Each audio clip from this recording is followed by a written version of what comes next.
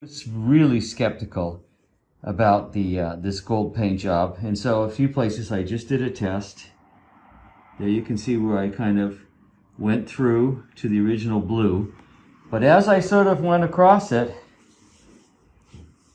what you could see is just underneath that gold paint was all beginning to check and to come apart. And so if you had gone down on top of that, I thought, okay, well, looks not bad. That was what's waiting underneath. So clearly everything's going to have to be stripped, which I kind of figured anyway. And we have to, start from scratch down there. But that's the kind of scary stuff that, again, over here where I haven't run any sanding or anything.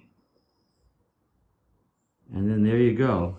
That's what you see once you run a little bit over the top, and you see how weak that lower layer was, both the primer that they used and then the gold color on top of it. Well, this is the kind of work that's not fun and I don't enjoy, but you can see that checking in the finish goes right down through whatever primer they put on top of the original teal blue. And so basically it's got to come off, and in order to get the paint to adhere when we redo it. What I'm probably going to do with the other panels, the doors, the bonnet, the wings, is use a very soft media blasting, and then go from there to a epoxy. And I have a guy who does that. That's his specialty, even on fairly thin panels, and that will be a lot easier. But getting this thing, the whole tub down here, and getting him to do that, and not getting media into every nook and cranny on the car, that's another thing altogether. So bits like this, I'm just going to have to take down myself, and then do media blasting on the doors and the wings and things like that can come off, and we can get someone else to do that.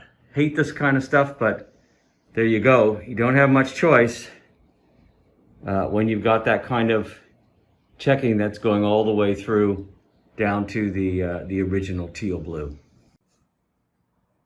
Just a couple of things when doing a job like this that I found anyway. For this kind of stuff, especially this thick gold paint, which clogs up anything, I'm using a pretty aggressive P80 here on a random orbital sander.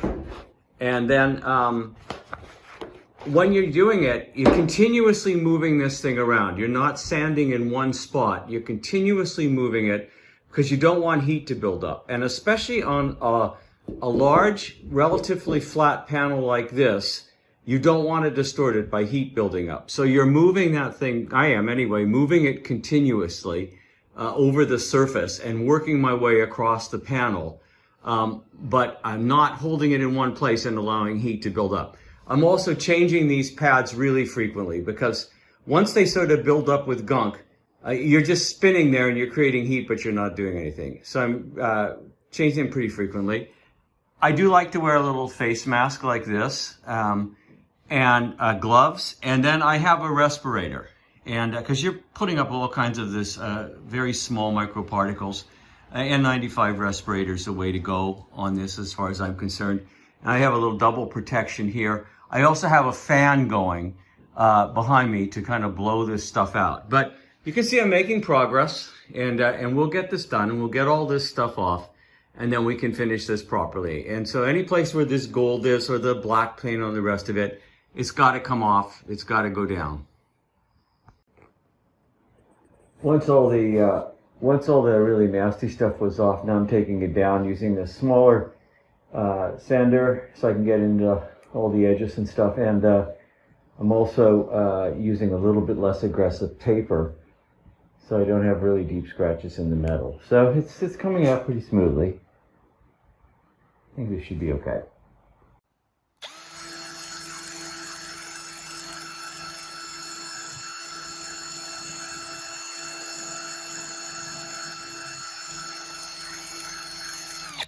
no matter how hard you work at this, you'll get most of it out, but there's always going to be some rust in a pit and stuff like that. That's why I like to use a rust neutralizing, very aggressive rust neutralizing primer first. And I've had good success with Rust Destroyer. But I try to get down to as much shiny metal as possible using wire brush and sanding and things like that. And so it takes a lot of work, but you can get there.